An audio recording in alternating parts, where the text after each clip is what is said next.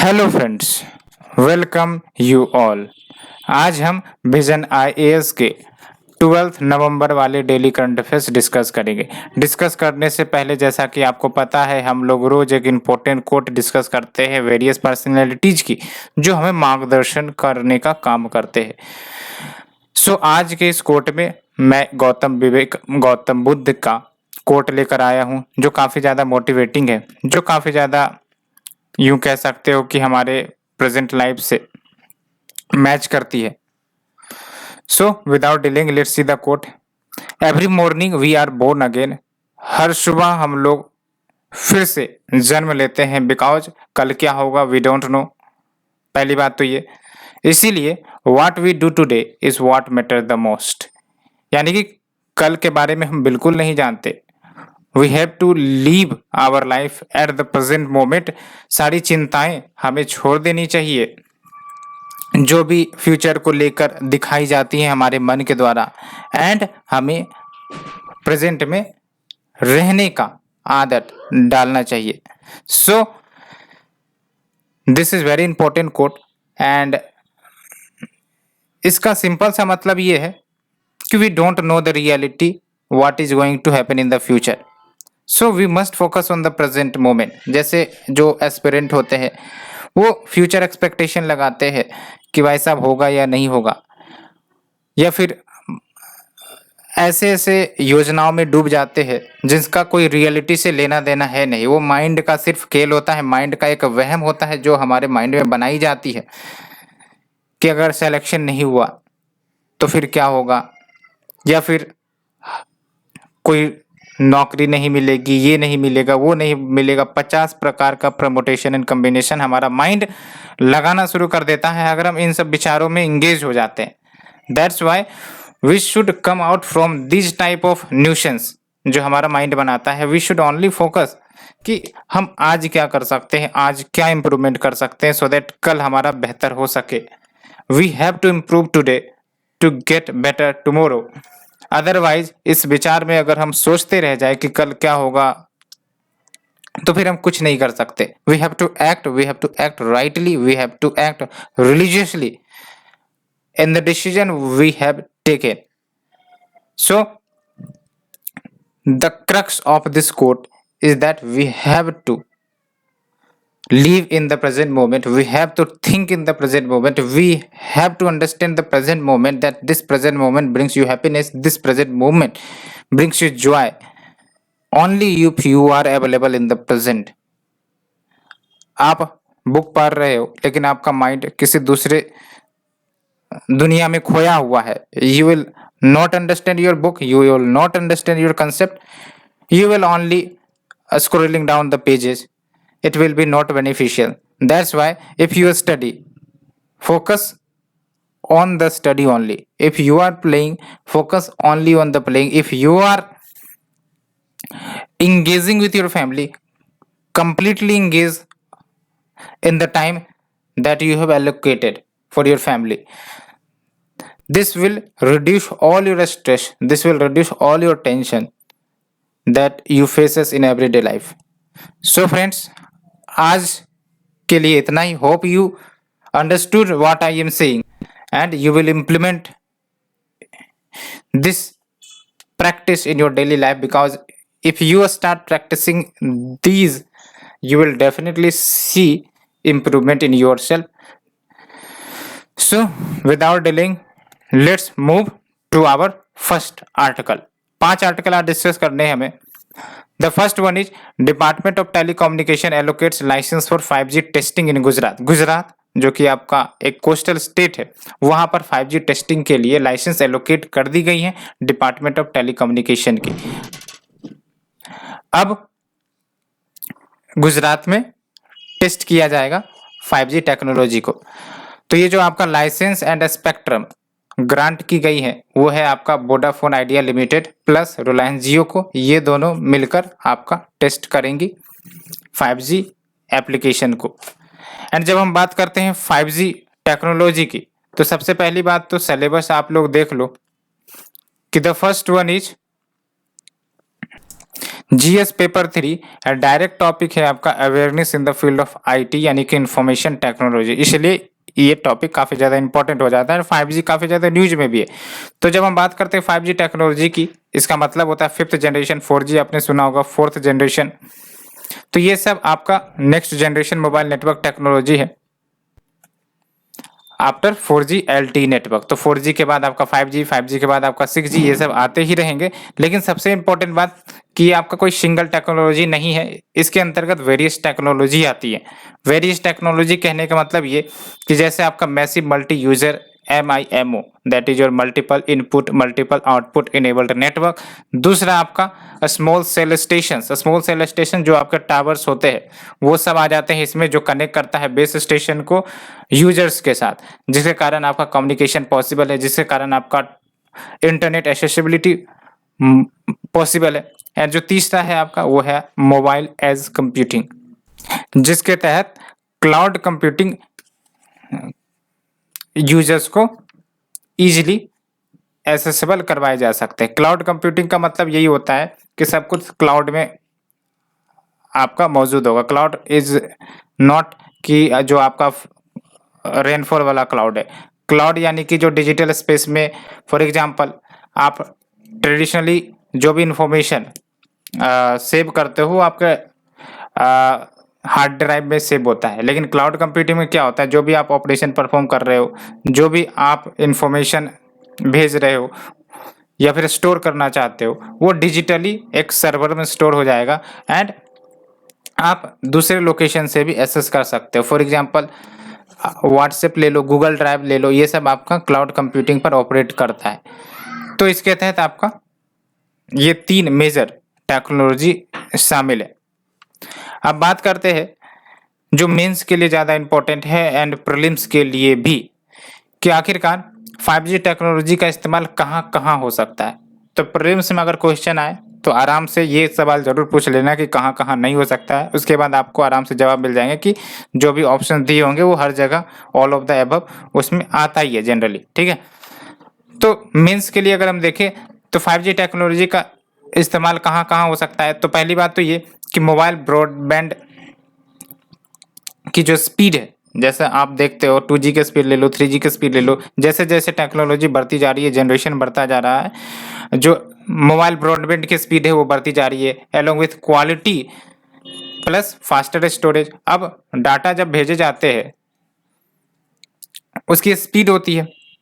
2G में आपने भी देखा होगा कि डाटा जो सेंड एंड रिसीव किए जाते हैं उसमें टाइम काफ़ी ज़्यादा लेता है।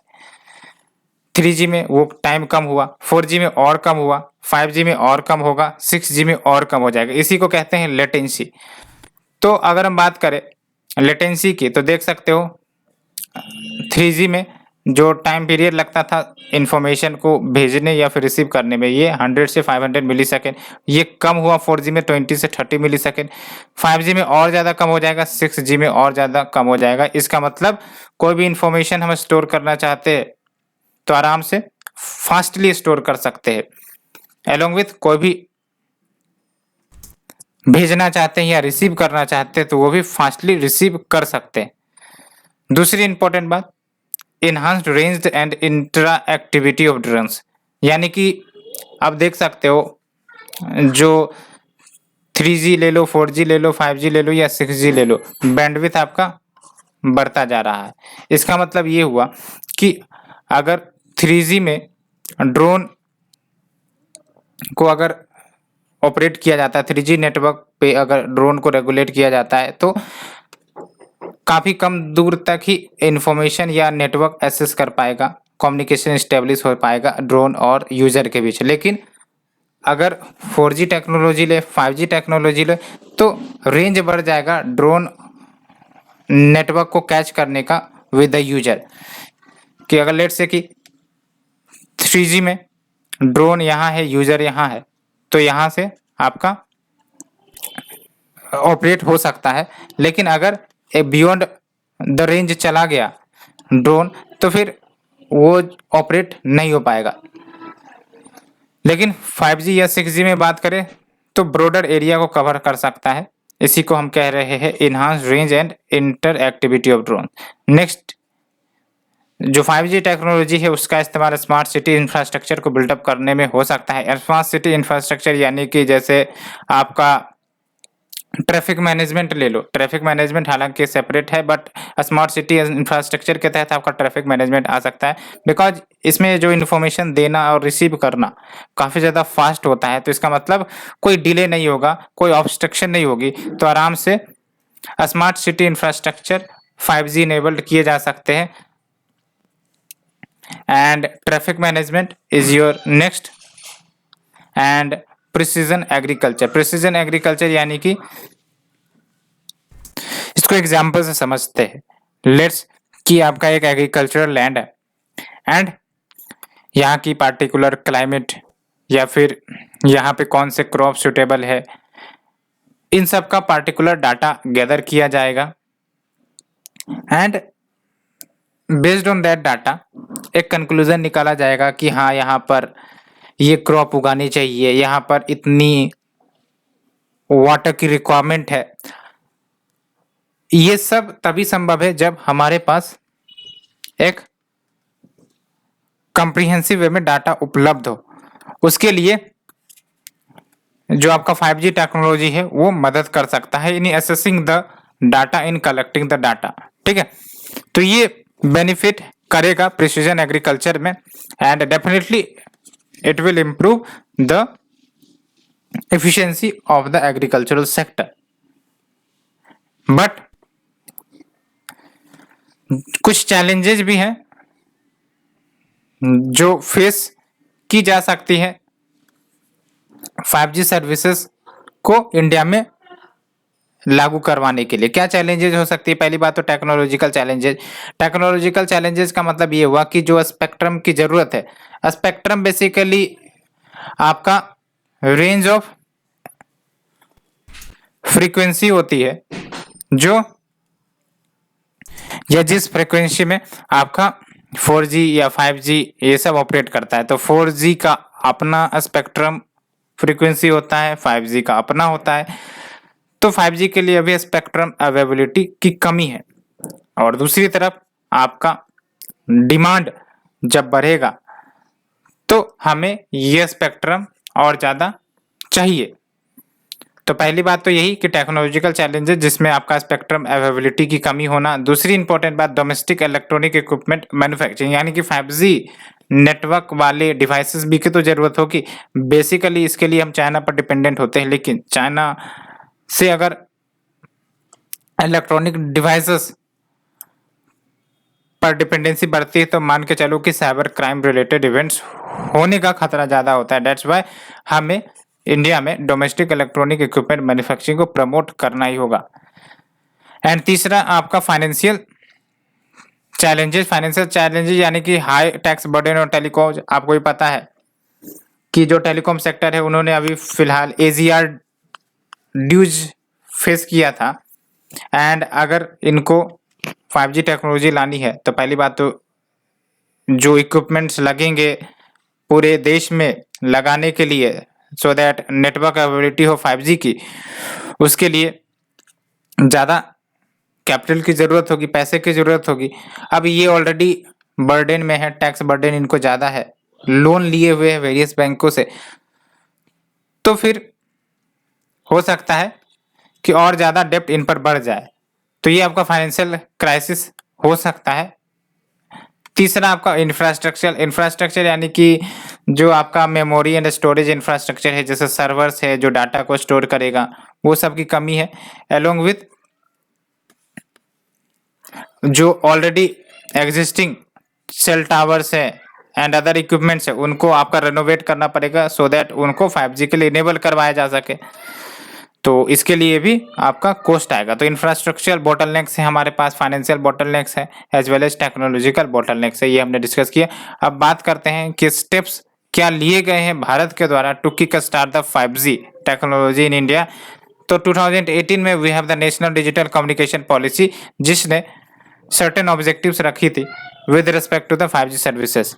दूसरा आपका डिपार्टमेंट ऑफ टेलीकम्युनिकेशन, इन्होंने टेस्टिंग मेथड को सिंप्लीफाई किया, क्योंकि जब तक टेस्टिंग मेथड सिंप्लीफाई नहीं किए जाएंगे तो जो चैलेंजेज होंगी इन नेटवर्क ऑपरेटर्स के द्वारा वो ज़्यादा फेस करना पड़ेगा और इसके कारण डिले हो सकता है in bringing the 5G technology in India.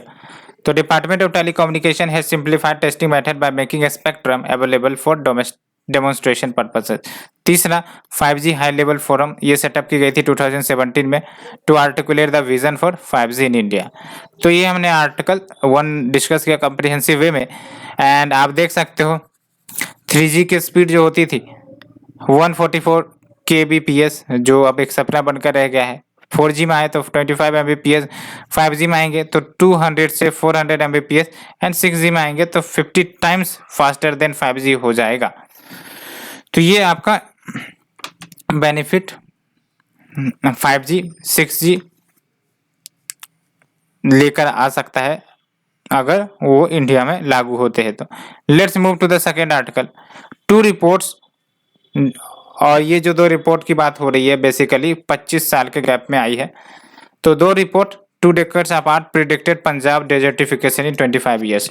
तो एक बात तो ये है कि पंजाब का अगर लैंड यूटिलाइजेशन देखोगे तो कुछ क्लाइमेट के अकॉर्डिंग नहीं है।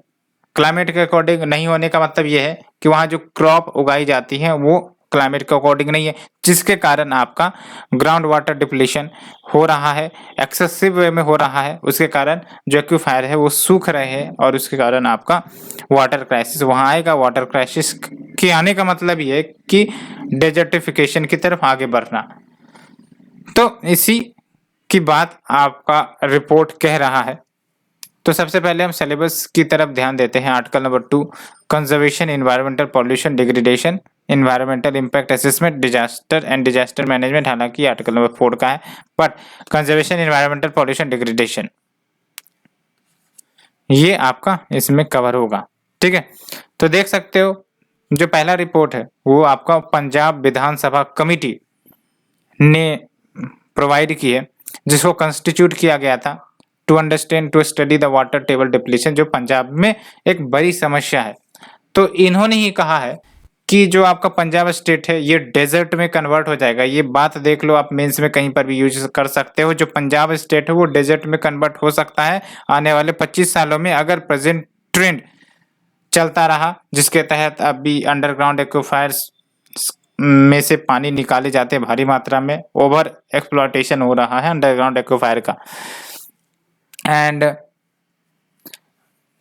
इसी के अकॉर्डिंग लगभग 20 साल पहले एक रिपोर्ट आया था और इस रिपोर्ट का नाम the state of the world report 1998, जो पब्लिश की गई थी Washington based world watch institute के द्वारा। इन्होंने भी कहा था कि पंजाब का जो एक्वीफायर यानी ग्राउंड वाटर टेबल ये डिप्लीट हो सकती है बाय 2025 एंड अब ये तो रियलिटी ही बन चुकी है।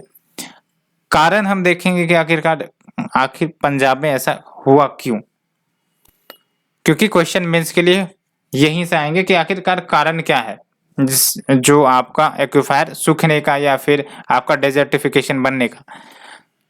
तो की फाइंडिंग रिपोर्ट की बात कर ले तो देख लो, जो रेट ऑफ वाटर एक्सट्रैक्शन है पंजाब में 1.66 टाइम्स ज्यादा है against the rate of replacement. यानी कि अगर 10 लीटर रिप्लेनिशमेंट होता है, replacement in the form of rainfall हो सकता है, ठीक है, जनरली तो 10 लीटर रिप्लेसमेंट होता है, लेकिन जब एक्सट्रैक्शन की बात करें तो 16.6 लीटर होता है, that is 1.66 times against the replenishment. तो इसका मतलब क्या हुआ कि जो वाटर टेबल है, ठीक है, वो और ज्यादा नीचे जाएगा because water is getting extracted more as compare to the replenishment.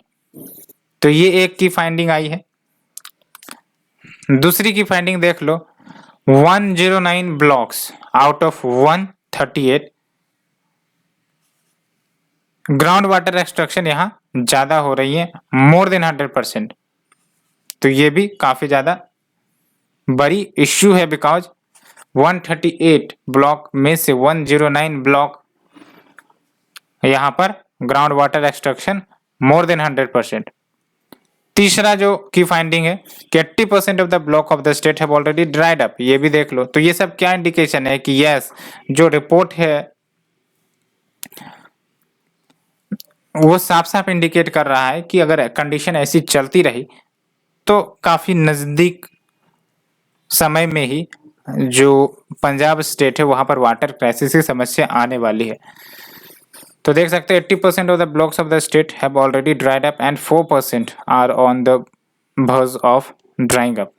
And अब जब हम बात करते हैं ओवर एक्सप्लॉयटेशन की, जो पंजाब में एक मेजर समस्या है, तो उसका कारण क्या है? तो उसका एक मेजर कारण ये है फॉल्टी क्रॉपिंग पैटर्न। क्या है ये फॉल्टी क्रॉपिंग पैटर्न? पहली बात तो आपको ये समझना चाहिए कि जो पंजाब स्टेट है वहां पर जो पैडी है, धान की खेती, वो ज्यादा की जा रही है, लेकिन क्लाइमेट उसकी इजाजत नहीं देता है। बिकॉज जो पैडी है वो वाटर इंटेंसिव है, और अगर हम क्लाइमेट ऑफ पंजाब देखें तो रेनफॉल उतनी ज्यादा खसम खास होती नहीं है, रिवर उतनी ज्यादा हाई वॉल्यूमिनस नहीं है कि वहां पर राइस की या पैडी की खेती की जा सके। बट ग्रीन रिवॉल्यूशन के बाद से ही वहां पर राइस को उगाया जाता है एंड इरिगेशन सुविधा भी उपलब्ध है, ग्राउंड वाटर एक्वाफायर भी उपलब्ध है, जिसके कारण एक्सट्रैक्शन ऑफ ग्राउंड वाटर होती है। तो आप देख सकते हो फॉल्टी क्रॉपिंग पैटर्न का क्या सिस्टम है। तो ग्रीन रिवॉल्यूशन के दौरान पैडी को अडॉप्ट किया गया लार्ज स्केल पर to grow on Punjab land. इसके कारण क्या हुआ?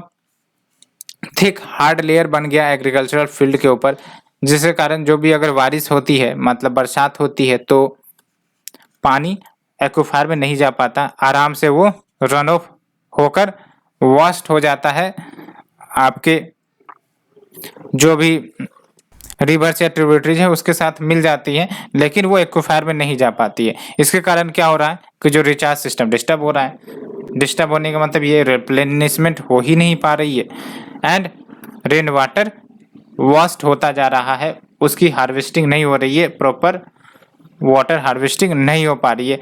एंड तीसरी इंपॉर्टेंट बात, गर्मी के दिनों में आपको पता है पंजाब काफी ज्यादा गर्म हो जाता है, जिसके कारण जो भी वाटर है वो सूख जाते हैं।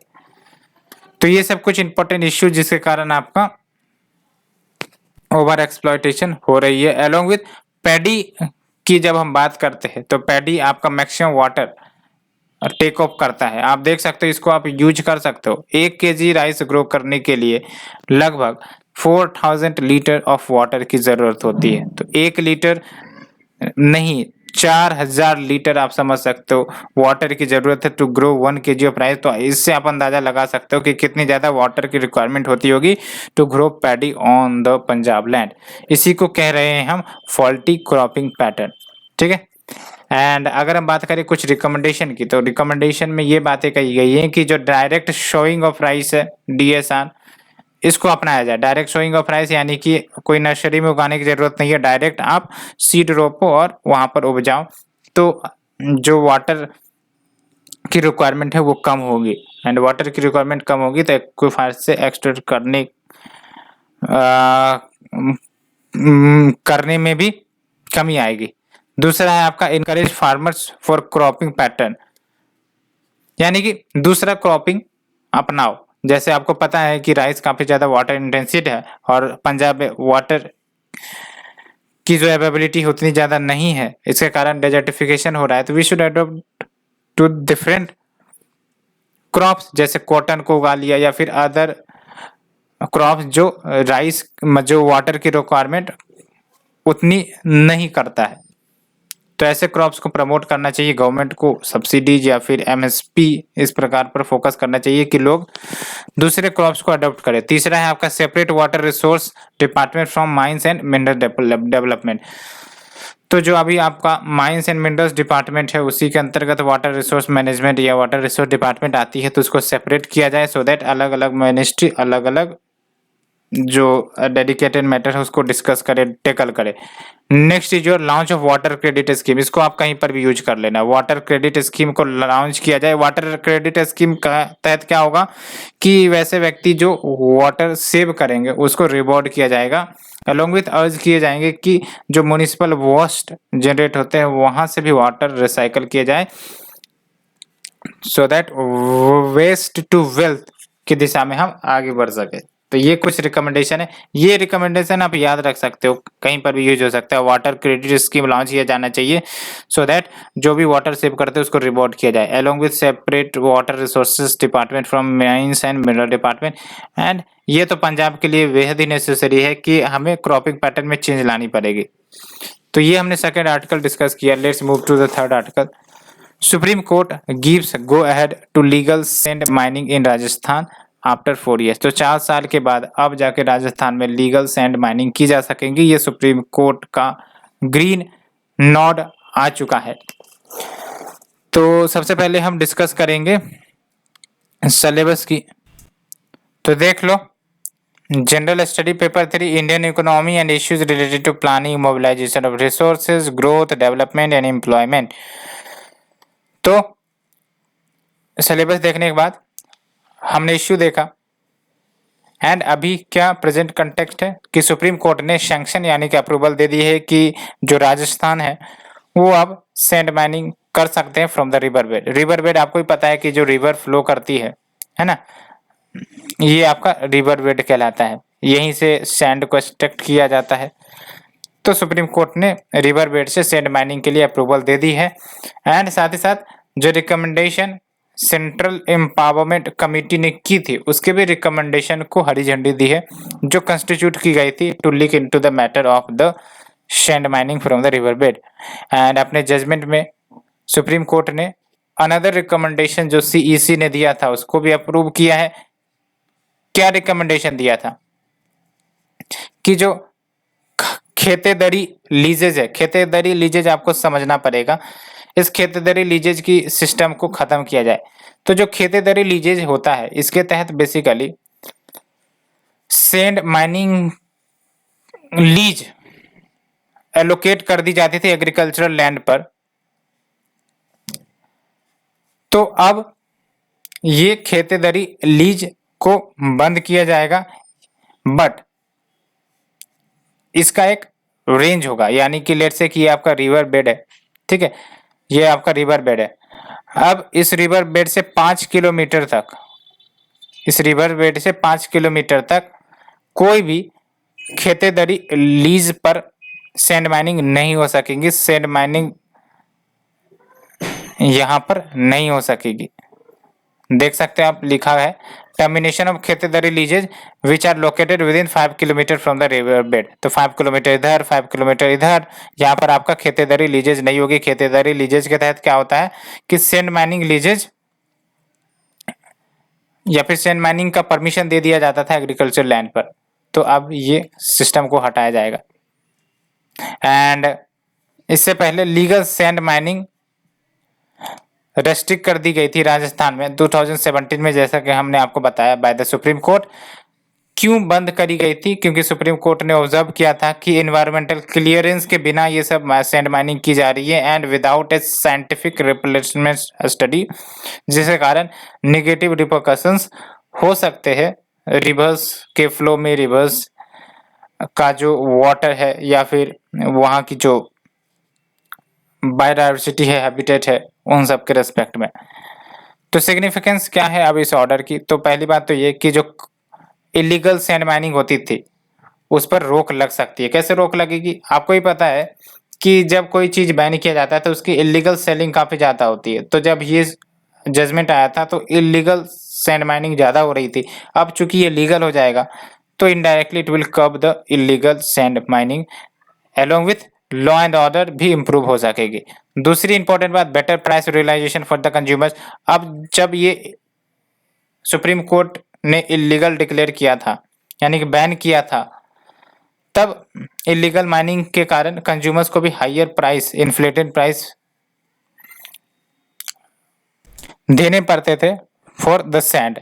तो अब चूंकि सप्लाई इंश्योर हो सकेगी तो better price realisation for the consumers as well, along with help on royalty to the state, state को भी रेवेन्यू में इजाफा होगा।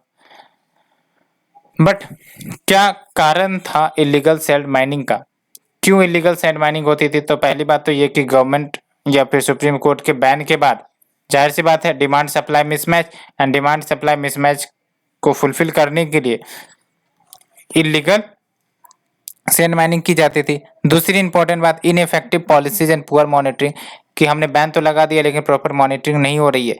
सेम लाइक की जो लिक्विड बैन किया जाता है वेरियस स्टेट के द्वारा, लेकिन वो इलीगल तरीके से चालू रहती है। It is all because ineffective policies and poor monitoring. ठीक है। एंड जो नेक्स्ट कारण बताया जा रहा है, it is basically nexus between mining companies, यानी कि साठगांठ बना ली जाती है mining companies, bureaucracy, law enforcement agencies के साथ, जिसके कारण आपका स्ट्रिक्ट एक्शन नहीं लिया जाता अगर कोई भी उल्लंघन करता है नियम का। एंड अगर हम इन्वायरमेंट के पर्सपेक्टिव से देखें तो क्या adverse impact illegal sand mining की हो सकती है, तो पहली बात तो ये कि जो रिवर बेड है वे वीकन हो सकती है, क्योंकि जब सैंड का एक्सट्रैक्शन किया जाता है तो आप समझ सकते हो कि वहाँ का जो एरिया है वो डिस्टर्ब हो जाता है, इरोजन और ज़्यादा हो सकती है रिवर बेड की, जिसके कारण आपका वो रिवर बेड वीकन हो सकता है। Along with leads to destruction of natural habitat of organism, ये तो है ही है। पॉल्यूशन ऑफ ग्राउंड वाटर भी पॉल्यूट हो सकते हैं बिकॉज लीचिंग की समस्याएं बढ़ जाती है। जो भी मिनरल्स होते हैं या फिर जो भी आपके गंदगी होते हैं वो ग्राउंड वाटर में प्रवेश कर जाते हैं जब हम वहाँ के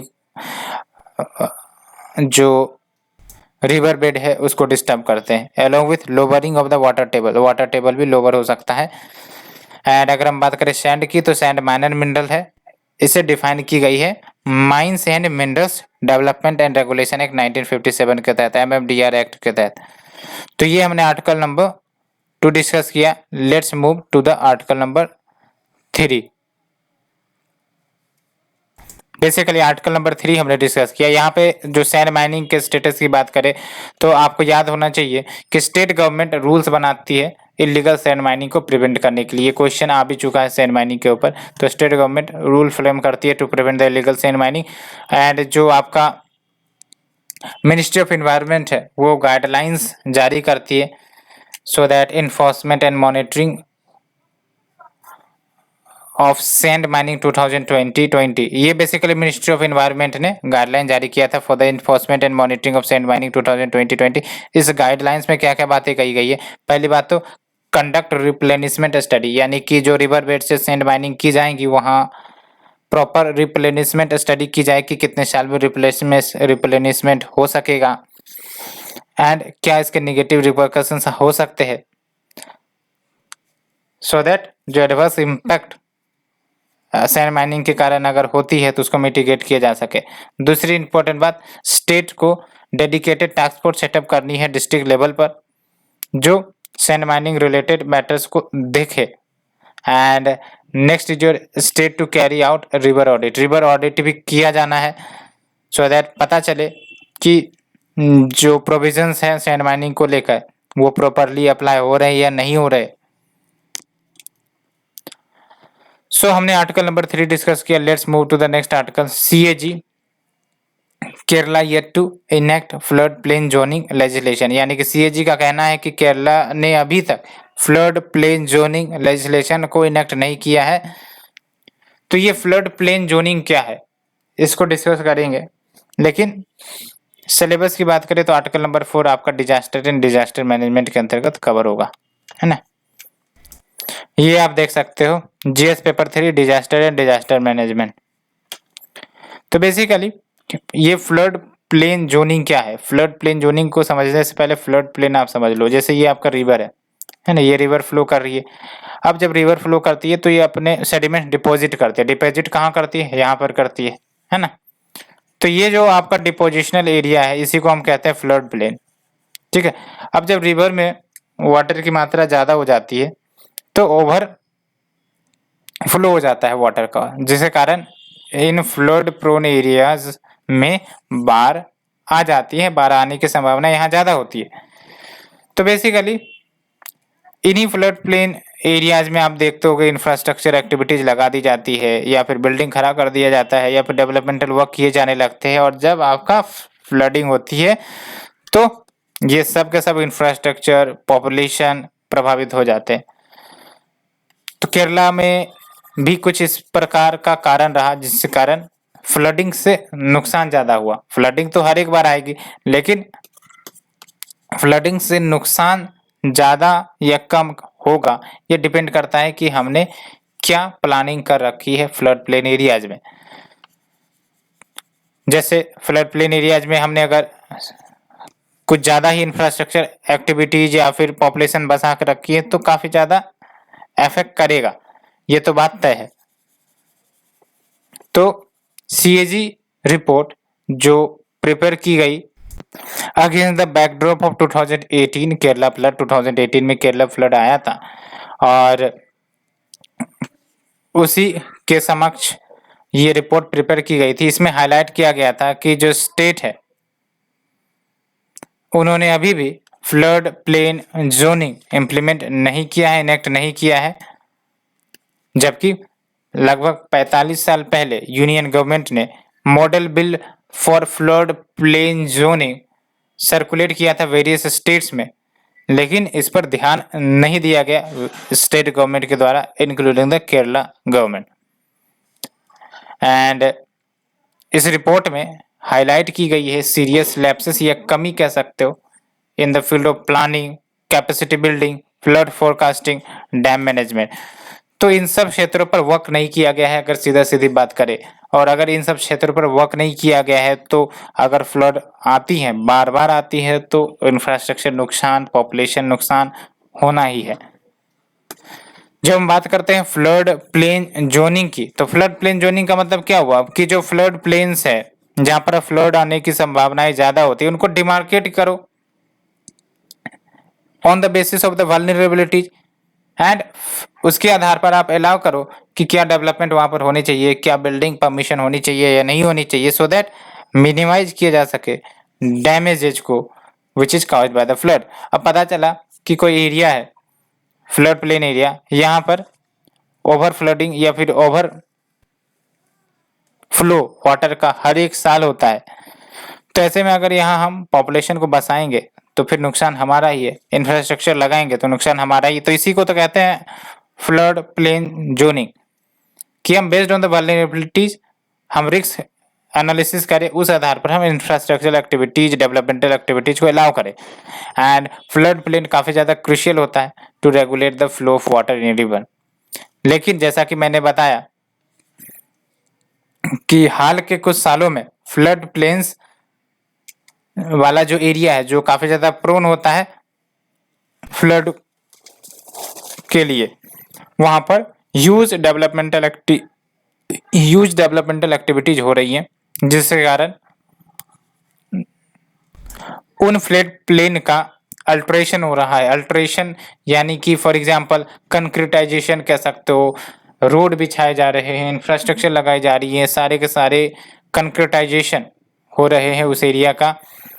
एंड जो भी फ्लड प्लेन्स है वहाँ पर वेरियस डेवलपमेंटल एक्टिविटीज की जा रही हैं, कंस्ट्रक्शन किए जा रहे हैं एम्बैंकमेंट सबके, इन सब के कारण आपको पता नेगेटिव रिपरकशंस होनी ही वाली है। एंड अगर हम बात करें फ्लड प्लेन जोनिंग पॉलिसी जो भारत में मौजूद है, पहली बात तो ये कि फ्लड प्लेन जोनिंग की बात करें तो स्टेट गवर्नमेंट के एम्बिट में आती है। क्यों आती है? बिकॉज ये लैंड से रिलेटेड मैटर है, एंड लैंड से रिलेटेड मैटर आपको ही पता है स्टेट सब्जेक्ट है। That's why flood plain zoning का जो मैटर है वो स्टेट गवर्नमेंट के पास आती है। दैट्स वाई सेंट्रल गवर्नमेंट ने मॉडल पास किया कि भाई साहब इस मॉडल के आधार पर अपने अपने स्टेट में मैनेजमेंट करो। एंड जो आपका MBFPZ यानी कि ये जो model bill for flood plain zoning है, ये बेसिकली बताती है कि क्या लिमिट होना चाहिए फ्लड प्लेन्स का, यानी कि अगर ये रिवर बेड है तो फ्लड प्लेन्स कितने एरिया तक डिमार्केट होनी चाहिए, और क्या एक्टिविटीज वहाँ पर अलाउ होनी चाहिए, रेस्ट्रिक्टेड होनी चाहिए, प्रोहिबिटेड होनी चाहिए। ये सब आपका मॉडल बिल प्रोवाइड करता है along with survey of flood plain areas की वेरियस जो फ्लड प्लेन्स वाले एरियाज है, जैसे बिहार हो गया, यूपी हो गया, ये सब आपके फ्लड प्लेन्स वाले एरियाज पर ही बसे हुए, तो इन सब का प्रॉपर सर्वे भी किया जाता है इसके तहत। एंड जो आपका national disaster management guidelines for flood है, इसमें फ्लड प्लेन्स के रेगुलेशन एंड इन्फोर्समेंट की बातें की गई है कि कैसे फ्लड प्लेन्स को रेगुलेट किया जाए, कैसे जो फ्लड प्लानिंग जोनिंग है उसको इन्फोर्स किया जाए। तो जैसा कि मैंने आपको बताया कि जैसे आप फ्लड प्लेन देख लो, ये सब आपका फ्लड प्लेन एरियाज हो गया, ठीक है। और फ्लड प्लेन जोनिंग का मतलब ये हुआ कि इन फ्लड प्लेन एरियाज को जोन में डिस्ट्रीब्यूट कर दिया जाए। तो जैसे ये प्राइमरी फ्लड हजार्ड वाला एरिया आएगा। प्राइमरी फ्लड हजार्ड वाला एरिया कहाँ से कहाँ तक है? यहाँ से यहाँ तक है। क्यों है? बिकॉज अगर रेनफॉल ज़्यादा होती है, वाटर की अवेलेबिलिटी ज़्यादा हो जाती है, तो ये ओवरफ्लो होकर इधर आ जाएंगी, इधर आ जाएंगी। तो अगर कोई इंफ्रास्ट्रक्चर काफ़ी ज़्यादा कंस्ट्रक्ट की गई है यहाँ पर, तो दिक्कत ये होगा कि फ्लड के दौरान ये सारे इंफ्रास्ट्रक्चर को नुकसान पहुँचेंगे ही पहुँचेंगे।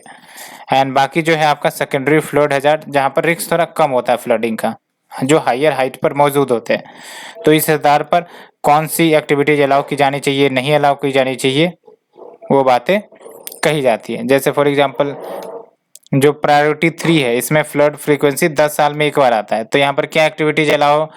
तो ओपन स्पेस किए जाए, जैसे गार्डन्स हो, पार्क्स हो, प्लेग्राउंड्स हो।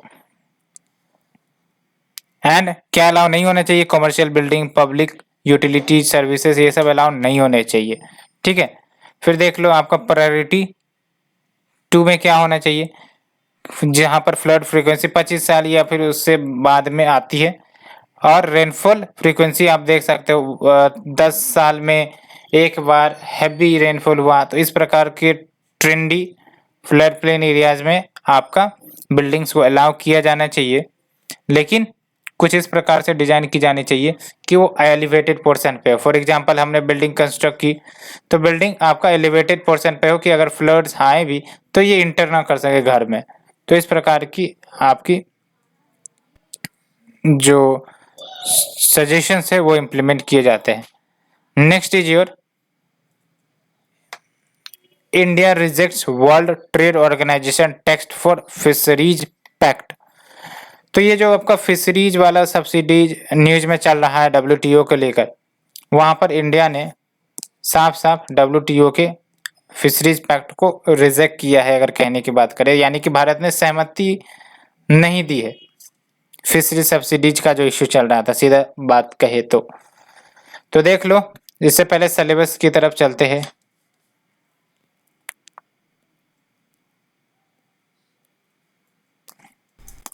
ये आप देख सकते हो GS paper 2 article number 5, important international institution agencies and forums, there structure, there mandate, ठीक है। तो इंडिया ने रिजेक्ट कर दिया है जो ड्राफ्ट है जिसके तहत WTO ने फिशरीज सब्सिडीज एग्रीमेंट की बात कही थी। और क्या स्टेटमेंट भारत ने कहा है कि भाई साहब ये जो आपका टेक्स्ट है या फिर ये जो आपका पैक्ट है ये वीक है, अनबैलेंस्ड है और डेवलप कंट्रीज के फेवर में, ठीक है। तो कैसे? पहली बात तो ये कि भारत ने कहा है कि जो एग्रीमेंट की बात आप कर रहे हो, फिशरी सब्सिडीज के ऊपर एग्रीमेंट, ये वेरियस नेशंस जो डेवलपिंग नेशंस है लाइक इंडिया, इन सब से सजेशन नहीं ली गई है, जिसके कारण ये जो आपका एग्रीमेंट है वो इक्विटेबल नहीं है। बिकॉज ये जो एग्रीमेंट हुई है वो सर्टेन नेशंस के समक्ष हुई है। It is not prepared with wide and comprehensive discussion within the various countries like developing countries such as India, and it was biased in favor of countries such as Norway, China, Japan। इन सब के favour में ये agreement है जो काफ़ी ज़्यादा exploit करता है इंटरनेशनल वाटर्स को, यानी कि जो एग्रीमेंट है ये इन सब देशों को ज़्यादा फ़ायदा पहुंचाएगा। बिकॉज ये सब जो देश हैं वो इंटरनेशनल वाटर्स को, यानी कि जो इनके टेरिटोरियल वाटर से बियॉन्ड के रेंज वाले वाटर है उनको ज़्यादा एक्सप्लॉइट करते हैं। एंड ये जो ऑनगोइंग नेगोशिएशन चल रहा है फिशरीज के ऊपर, वो बेसिकली जो फिशरी सब्सिडीज दी जाती हैं वेरियस कंट्री के द्वारा अपने फिशरमैन को, उसमें से जो सर्टेन फॉर्म ऑफ सब्सिडीज है फिशरीज सब्सिडीज, उसको प्रोहिबिट करने की बात भारत भी करता है। फॉर एग्जाम्पल, अगर फिशरमैन टेरिटोरियल वाटर से beyond, that is your international water, वहां पर अगर फिशिंग करता है तो वहाँ पर सब्सिडीज न दिए जाएं वेरियस नेशन के द्वारा, बिकॉज इसके कारण ओवर फिशिंग होती है एंड आपका ओशियन हैबिटेट को भी नुकसान पहुंचता है। ये भारत का कंसर्न है। तो आप देख सकते हो certain form of fisheries subsidies उसको प्रोहिबिट किया जाए जो कंट्रीब्यूट करती हैं ओवर फिशिंग में, ओवर कैपेसिटी में, एंड उन सब्सिडीज को एलिमिनेट करो जो इलीगल है, अनरिपोर्टेड है, अनरेगुलेटेड फिशिंग को प्रमोट करती है। एंड इंडिया का stand basically common but differentiated responsibility वाला है। इसके तहत जो क्लाइमेट चेंज का मैटर है उसको इन सब टॉक्स में भी इंक्लूड किया जाए सो दैट रेस्पॉन्सिबल फिशिंग को प्रमोट किया जाए। And India is suggesting that those countries which are engaged in distant water fishing यानी कि बियॉन्ड द टेरिटोरियल वाटर, जो ये फिशिंग करती हैं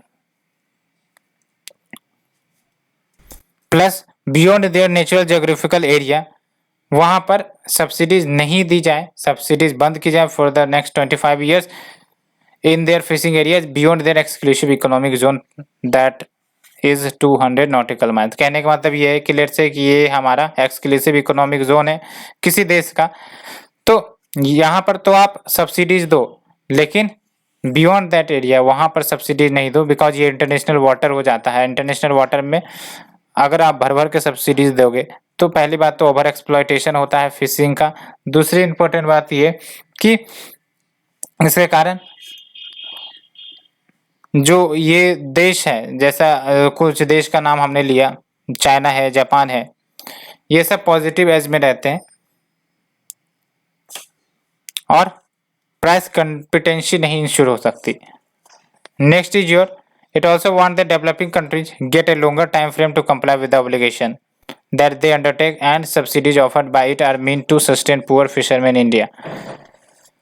तो कहा जाता है कि भारत जो सब्सिडी देता है it is all basically to sustain the poor fisherman in India. And अगर हम बात करें फिशिंग सेक्टर की तो इंडिया सेकेंड लार्जेस्ट प्रोड्यूसर है फिश का in the world and approx आप देख सकते हो 16 मिलियन इंडियन फिशरमैन को लाइवलीहुड प्रोवाइड करता है। And India is also major producer of fish via aquaculture, and aquaculture में फिशिंग की बात करें तो it also rank second in the world after China. तो मेजर प्रोड्यूसर तो है ही है फिश का, बट सेकेंड लार्जेस्ट। एंड ये जरूर याद रखनी है 16 मिलियन इंडियन फिशरमैन डिपेंडेंट है आपका फिशरीज सेक्टर पे। तो ये हमने 5 आर्टिकल डिस्कस किए, hope you understood. So in the next lecture series we will discuss the next article. So friends आज के लिए